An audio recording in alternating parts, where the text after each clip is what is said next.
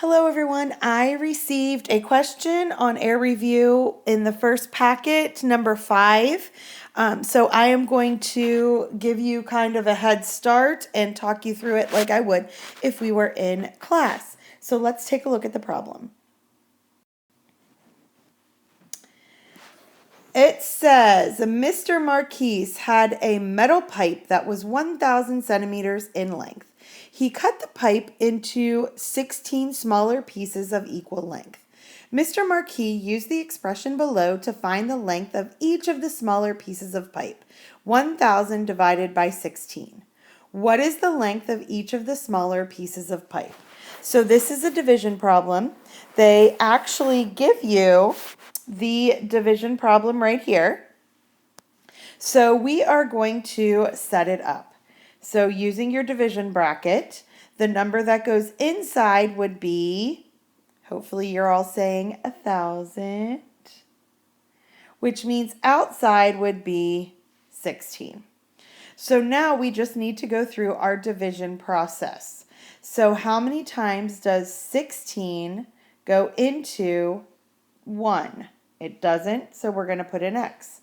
How many times does 16 go into 10? It doesn't, so we're going to put an X. So now I need to figure out how many times 16 goes into 100. Well, here's a clue. If you look at all of our answers, the first number for every single answer is what? It's 6.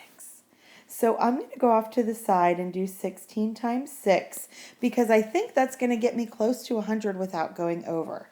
6 times 6 I know is 36. Put down the 6, carry the 3. 6 times 1 is 6, plus 3 is 9. And 96 is pretty close to 100. So I'm going to put a 6 here. I'm going to subtract out 96.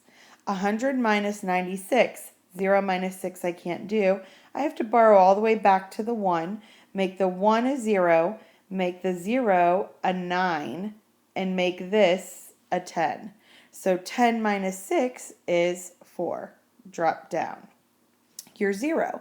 How many times does 16 go into 40? So now if I look back at my answers, I have a choice between 2 and 3 because 62, 62, 63, 63. So I'm going to try 16 times 3 and see if that puts me over. 3 times 6 is 18. Carry the 1. 3 times 1 is 3 plus 1 is 4. 48 is over 40. Wah, wah, that does not work. So now I'm going to go 16 times 2. 16 times 2, 6 times 2 is 12. Carry the 1. 2 times 1 is 3 plus 1 is 2 plus 1 is 3. So I know that this is 62. So I can immediately come over here and cross off, not that answer, because that is one of the answers. Or that is one of the choices. I can cross off both the ones that have 63 in them. So now I know 16 times 2 is 32. When I subtract 40 and 32, I get 8.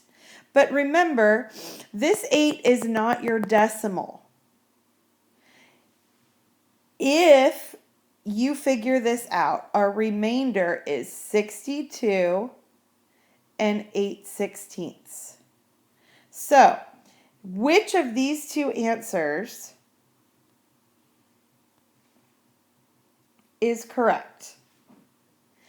I know that I cannot make this a decimal. This is not a decimal.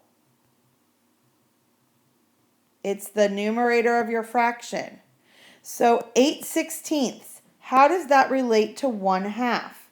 8/16, can I get it equal to 1/2? I can. I can divide them both by 8. So the correct answer is 62.5. Now, I was supposed to be just getting you started on this, and I got so excited I did the whole thing.